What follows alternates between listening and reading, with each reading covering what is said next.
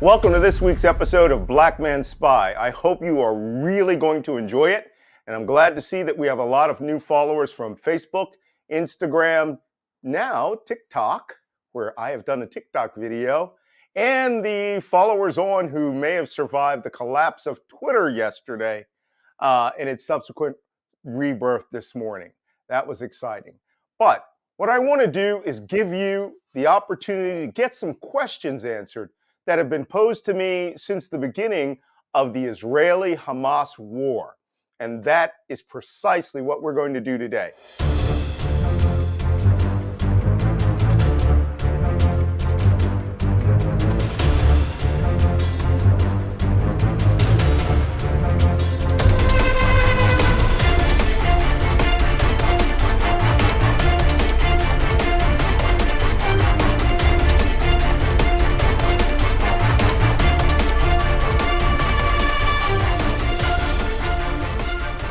So we have several questions which were asked from across the platforms. And today we're going to introduce Andrew Edwards. He is a writer, author about disinformation, author of a book called Digital is Destroying Everything.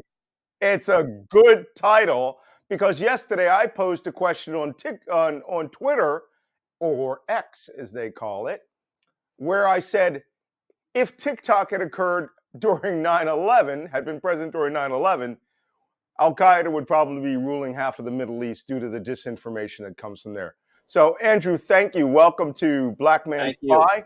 And let's just get right into it. Let's ask those questions. Yeah, sure. So the first one that I'd like to ask is kind of a little bit of a table setter. We know that you've been an expert in the Middle East and a participant in the Middle East for quite a number of years. You've lived there. You speak the language. You've been in the Gaza area.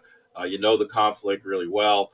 You just tell us a little bit about your experience and your background in the region. Well, I've spent the better part of nearly 40 years working in, around, or on the Middle East mission, right up until I went to Ukraine. In fact, part of the reason I was in Ukraine working with defense intelligence is because Syrians were coming to fight for Russian forces. So I worked, let me say, when I was in the military, my first 10 years were spent in the Eastern Mediterranean Sea area, operating in and off of Lebanon, Beirut, Lebanon, starting in 1983. And in that first 8 months, I believe there were over 500 people killed in suicide bombings between Iranian-backed militias, Palestinian terrorists, and other sectarian fighters in between Lebanon, Lebanon and Israel. So I operated in that region for 10 years. A good part of it was spent hunting down the locations of hostages, over 100 Western hostages that were being held in the region. So if this all sounds vaguely familiar, it's because it is. Many things there repeat in cycles, and operating against Palestinian terrorist groups was a huge part of my portfolio for many, many years. And of course, I've lived in the Middle East. I've done combat operations in the Middle East, peacetime operations in the Middle East. I fired the machine gun at weddings, which is one of the most honorable things that you can do. I've given away my guards as grooms, and I've lived on the ground, speaking Arabic, praying with them, and living within that culture. It's a culture which I love, and a place which I feel very comfortable in. So it also makes me a little more aware than the average viewer about what is actually going on there, and geopolitically, why we have these strains that seem to recur every 10 years or so. So, based on that experience, and because people are kind of trying to discern whether there's culpability on the part of the population of Gaza, do you believe that there is a meaningful difference between the people of Gaza and the representatives of Hamas?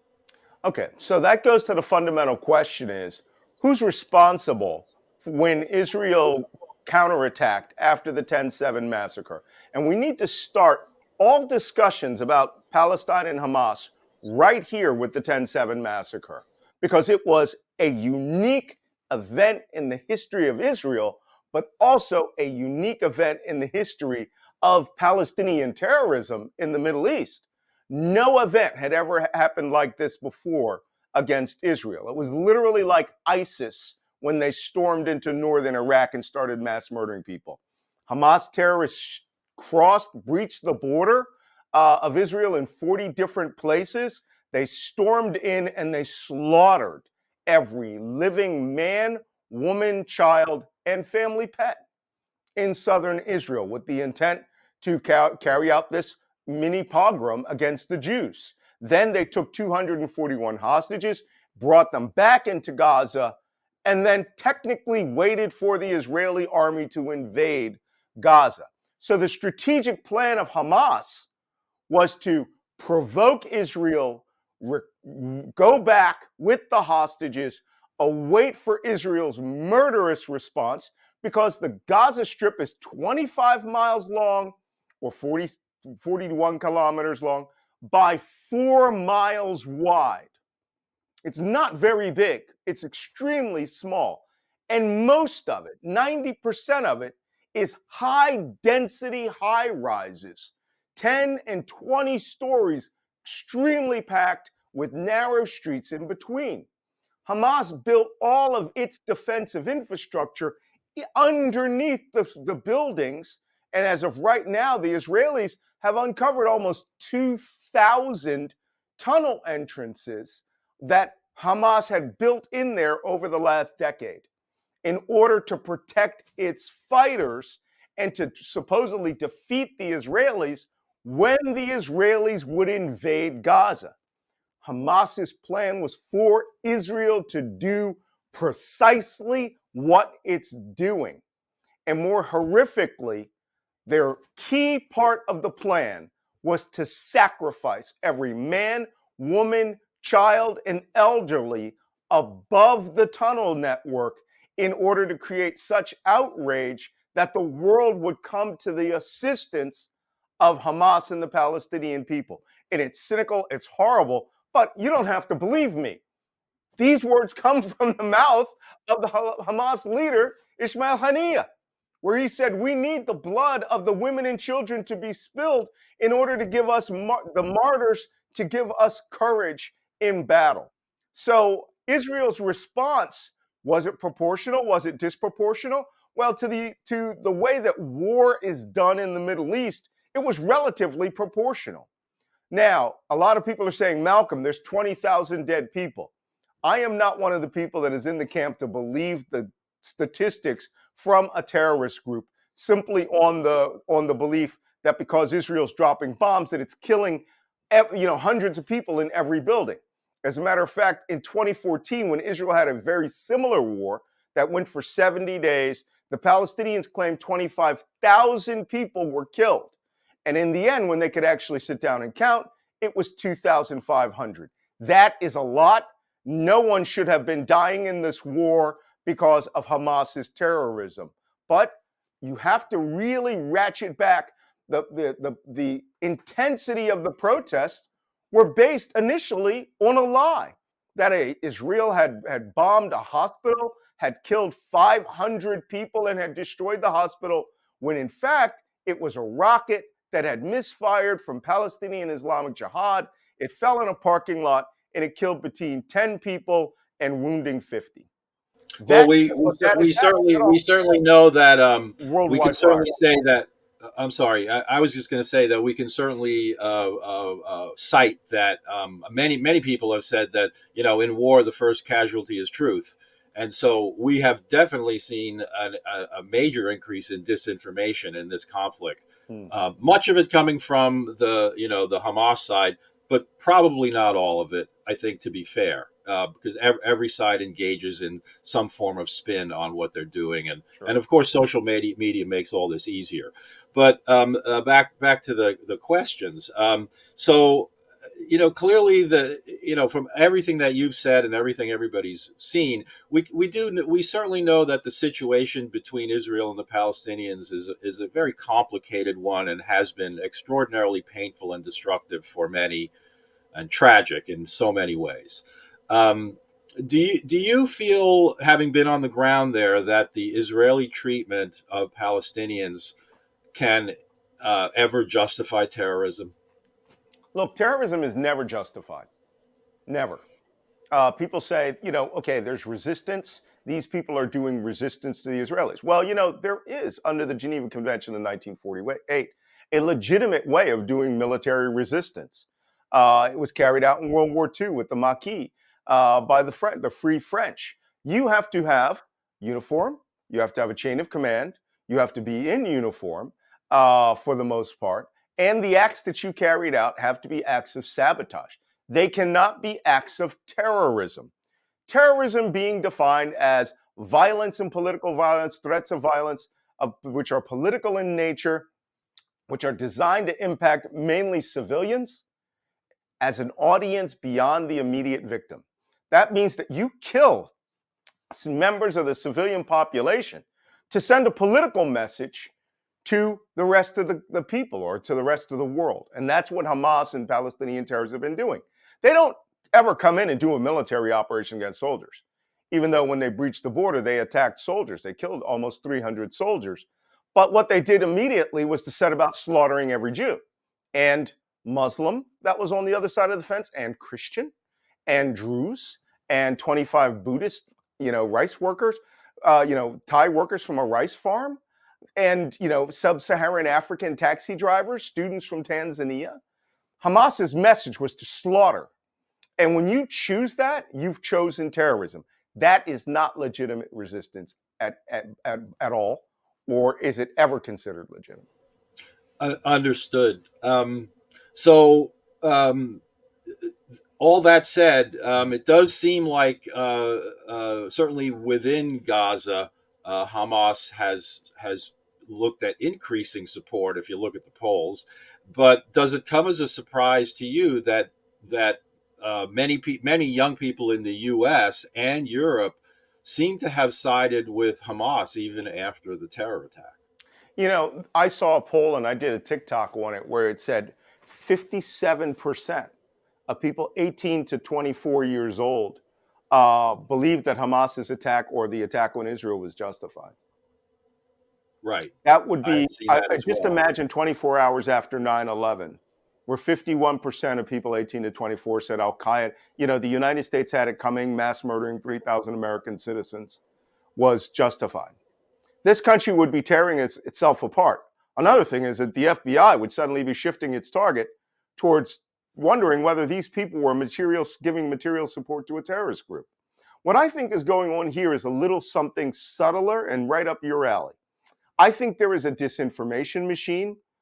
Certainly after the Al Ahli hospital supposed bombing by the Israelis, where it supposedly killed 500 people, and it turned out to have done nothing. Israel wasn't even involved. Israel was actually being attacked by a terrorist group, and their rocket misfired. That set off the propaganda world, set off the chain of events that led to all these marches around the world. But it was pure propaganda and a pure lie.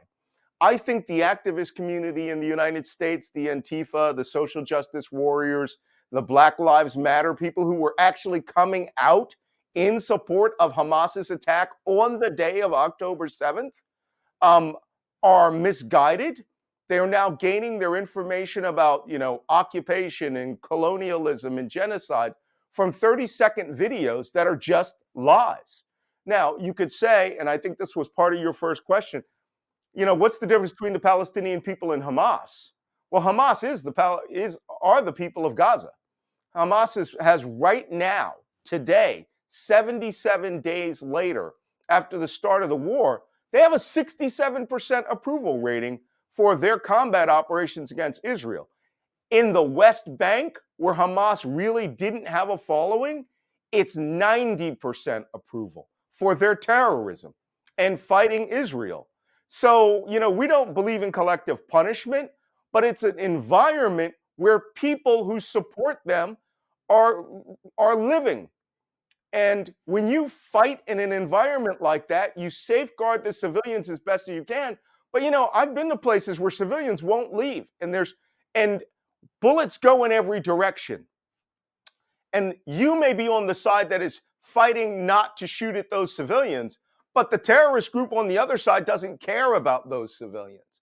They'll blow up car bombs, they'll shoot rockets, they'll fire mortars, and in many instances, they'll conduct their own slaughters, videotape it, and blame it on you. The United States had 20 years of that in Iraq, Afghanistan, in the war of ISIS. ISIS did this routinely, and it cost. It does seem like they're able to lean into social media pretty heavily, and this is something that I think has changed the world, because Mm. we didn't have the ability for ragtag groups of who knows who with the same kind of reach that a network used to have. If you look at the way Hamas is doing business, it's like they watched everything ISIS did.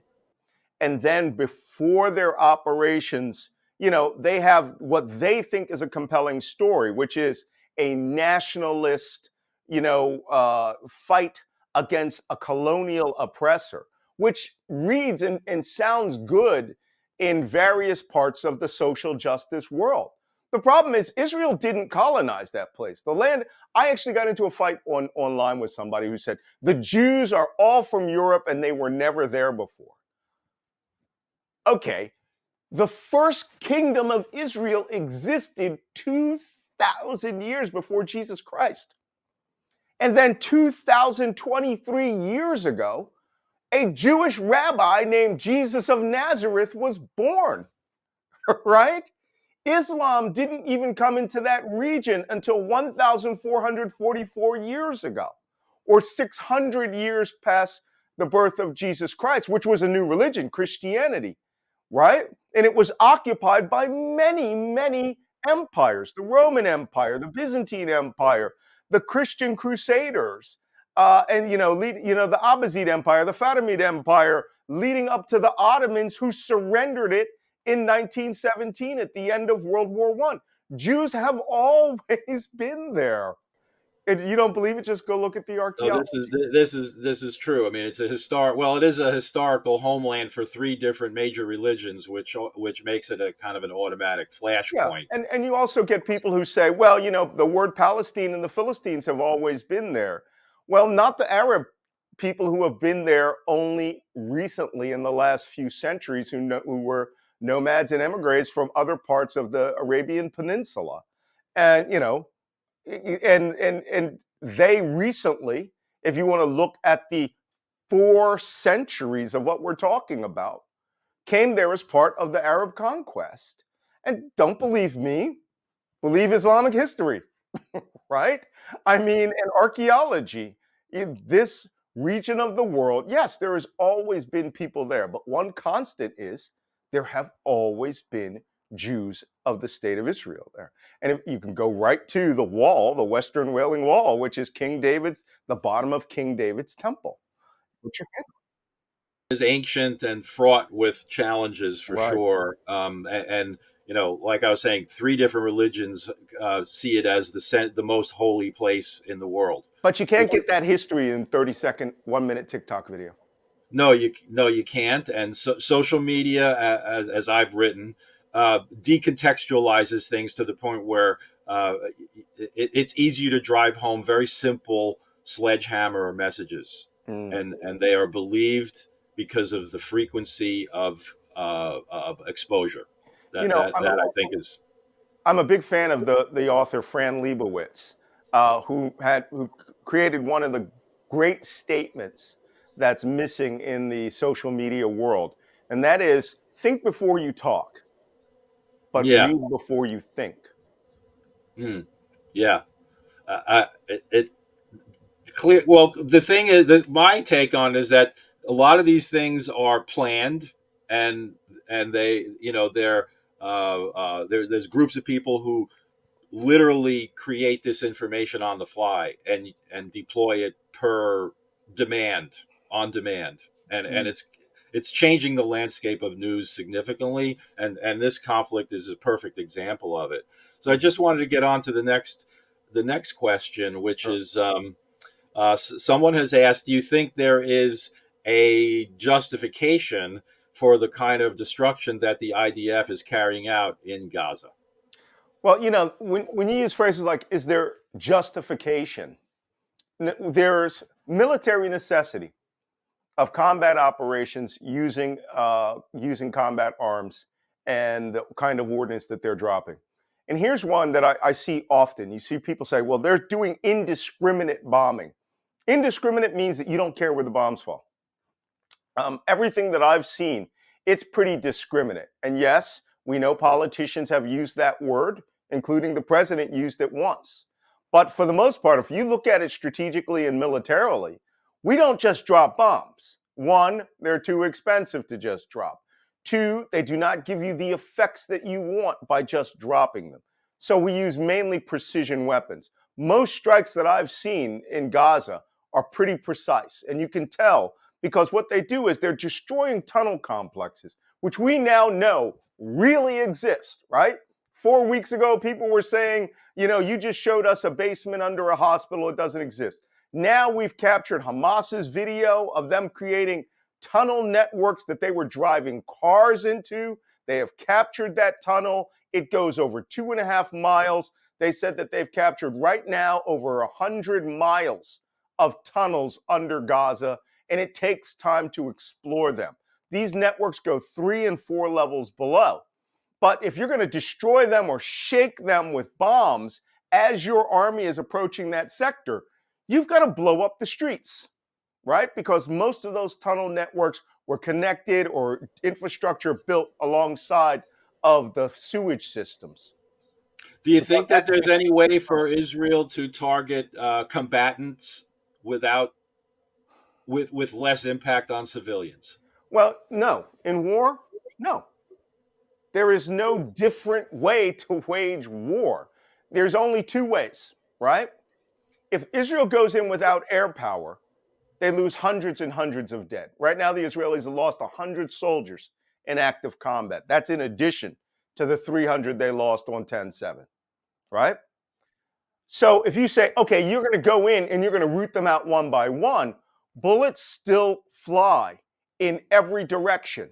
If civilians are present in an area, all right, and they step outside for bread, you don't know where the bullets come from. Let me tell you something about kinetic firepower. When you shoot down a street at a Hamas target and you miss, and that guy's 50 to 100 meters away from you, your bullet will still fly 300 to 400 meters if it doesn't hit an object, right? 300 to 400 Yeah, meters is yeah, yeah. 1,200 feet. It's going to keep going. It's going to keep going. Um, you know, uh, yeah, that's 1,200 feet. It'll keep Yeah, going. It could even hit the side of a building. And when it hits the side of a wall, it turns and it will actually travel parallel down the side of the wall. And it'll do that for 20, 30, 40 meters. So if you're hiding behind that wall because there's shooting going on there, you can still be hit by gunfire that's fired obliquely. That might be bouncing off the ground, off a ceiling, off a piece of tinfoil. It throws debris. If you shoot a rocket propelled grenade launcher and it flies 500 meters and it explodes within a 100-meter blast radius and can injure anyone who's hiding inside of a house. The Israelis had tried, they've been dropping leaflets for the last 10 weeks, Do you right? think it? Do you think it's that there's any kind of correlation between the the uh, the deployment of Hamas fighters amongst the population? Is this something that they try to do, or is it just that it's an urban area with fighters that happen to be there? Well, as I was saying, the Israelis have been dropping leaflets for 8 weeks saying clear northern Gaza.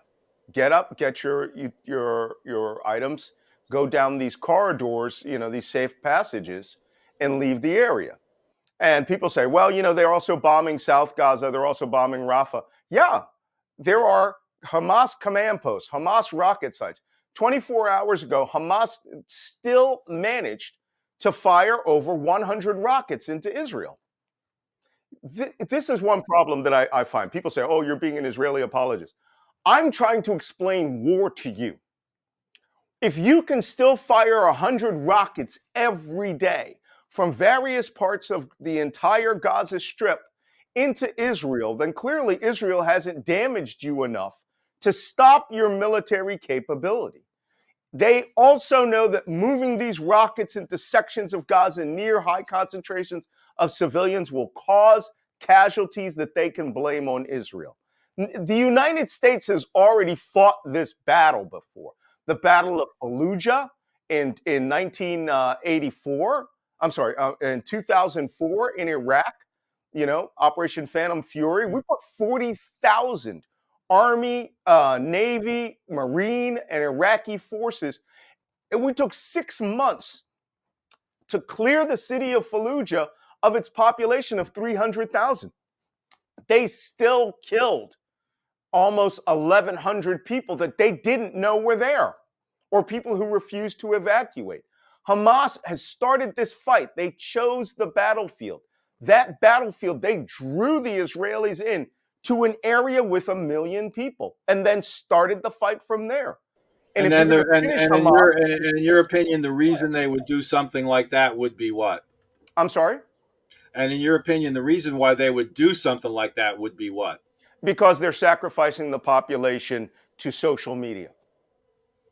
They need For dead some kind of babies. I wrote a whole political Substack messaging. about this that you can go Yeah. back on the Black Man Spy podcast and you can go to Substack and you can see this called Hamas Needs Dead Babies. It has always been integral to their social media plans. And in fact, I've seen it, I can't, innumerable times that the first thing that they do is they bring you over to a hospital, right?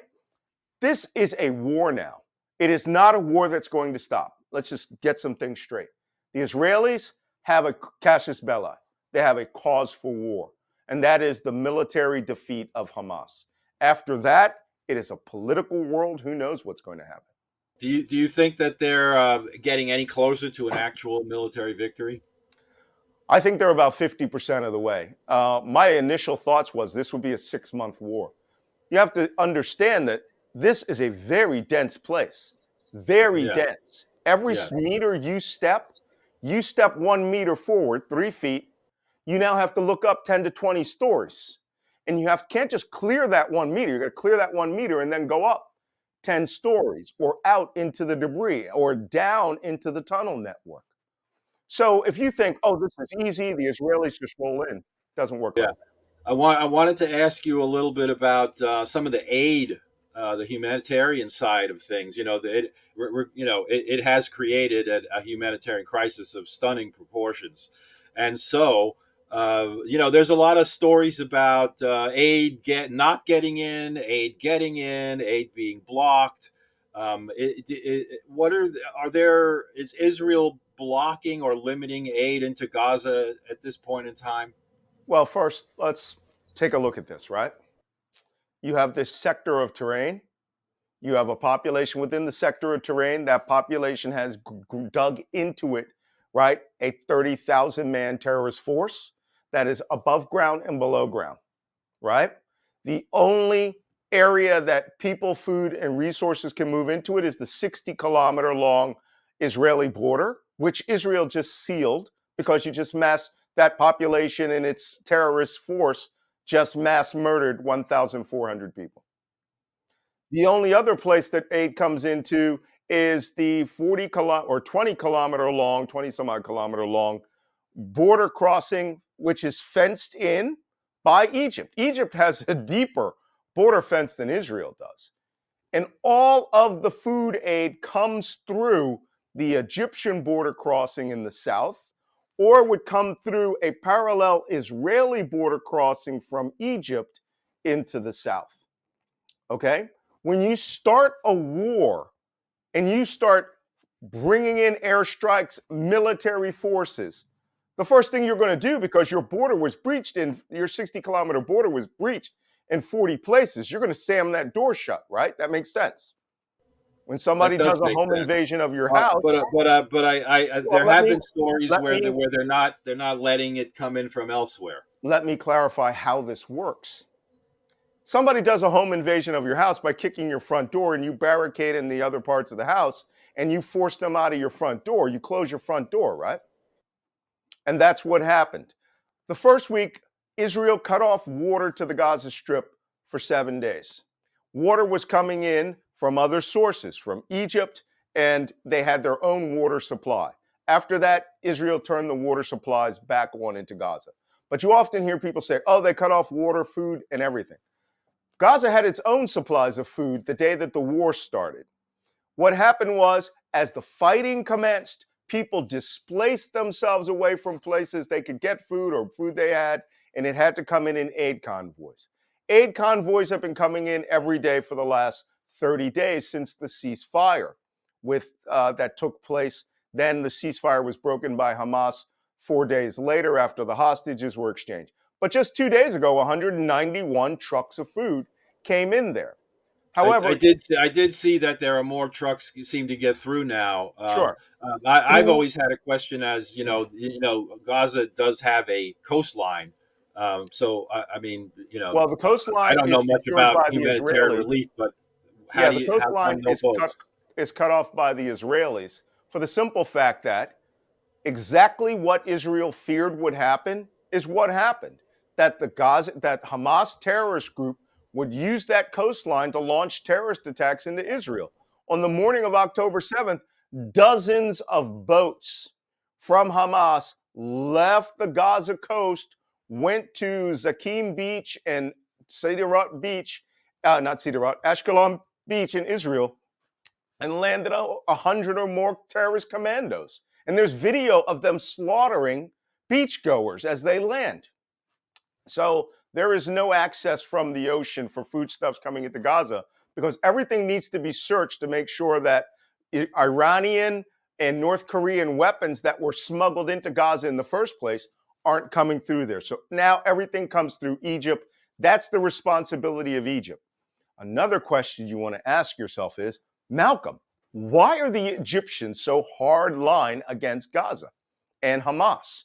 Because Egypt actually owned the Gaza Strip up till 1979. And at the end of the 1973 war, when the Camp David peace treaty was signed, Egypt refused to take it back and ceded it over to Israel as a semi-autonomous area because they did not want to put up with the Gazans. I've heard that, and so they're kind of orphaned in a way, and that's certainly not helping their situation. The Arab states since 1967 made it very clear that they were going to orphan the Palestinians in Israel and other parts of the Middle East so that it would force the Palestinians to fight the Israelis. It's a pretty cynical plot. Well, So, final question here. Um, the U.S. is kind of watching and trying to talk to both sides. Um, from this point forward, as it gets more complicated and as things get a little weird in the Red Sea, what type of response from the U.S. do you believe would be most appropriate at this time? let me change your question. What is the U.S. response going to be to the peripheral actions around Israel? And we already saw the United States is already fighting a defensive battle in the Red Sea, right? Off of the coast of Yemen. They're providing the USS Carney, a Aegis-class guided missile destroyer, has provided a anti-air screen against cruise missiles and drones fired from Yemen that would have flown up the Red Sea and into Israel to attack Israel from the south. The Israelis, of course, have an air force. They're fighting, they're shooting down drones and missiles fired from there too, but it's a navigation hazard. Since then, Yemen, which is a proxy state of Iran has encouraged the Yemenis to start firing missiles at Israel from there. And now Yemen is now starting to hijack vessels and attack shipping in the Red Sea at the Bab el-Mandab waterway in an effort to disrupt global trade. And it's already had an effect. Hundreds of ships are now diverting down to go around through South The Horn Africa, of Africa, yeah. right, the Horn of Africa, instead of going through the Suez Canal. Yes, and I've Egypt read that insurance rates went from point skyrocketed. 0.1 of total tonnage to point 0.7. And the So they, United States has also formed a naval task force now to take on the Yemenis. But interestingly, to see a more sort of a weird threat, the Yemenis are claiming they're going to put thousands of men on ships and go and land them off of Egypt, or to supposedly go up to Gaza and land them to fight the Israelis, which is laughable because wow. one, Saudi Arabia, who hates the Houthi rebels of Yemen, and what you might see is somebody, performative warfare here, where the Yemenis put hundreds of men on these ships and they dance and they chew cot and they if you don't know what cot is, it's a narcotic leaf that they eat in Yemen all You the chew time, it. Yes. right? It's like mild marijuana, and Yeah. they'll go up there and they'll dance and they'll sing for social media, and then they'll be sunk by an Israeli warship or submarine, killing hundreds. I predict that's exactly what's going to happen. And Hmm. then you're going to see Yemen get outraged and start firing ballistic missiles, and And you're going then to the see a U.S. is Yemen does international coalition do you war. think that the U.S. at some point becomes irretrievably engaged in this conflict? Well, I think that the Iranians want the United States in this conflict, and it's going to happen.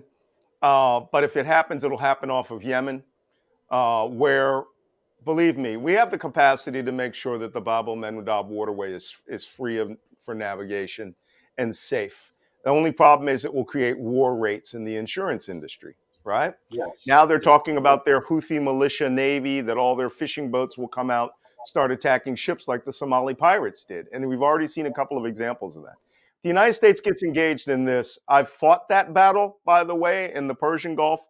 I've done convoys, I've done anti minesweeping operations. I fought the Iranian Navy to the point where we really massacred them one morning. For Yemen, it would be a lot simpler. It's small craft, what we called bowling for bog hammers back in the old days. And it would just be a question of destroying their capability to where they can't come out to the waters anymore. But Yemen gets weapons and equipment from Iran. And Iran actually has a command and control ship off the coast of Yemen that they use to communicate and do clandestine operations with Yemen for. And we will see how that goes and whether Yemen loses its capacity to be a nuisance. The next few weeks are going to be very interesting. Too Well, hot. that was the last question we had. So I want to thank you for having me on. And I'm hoping that our audience it finds themselves a little bit more illuminated about this very complicated topic.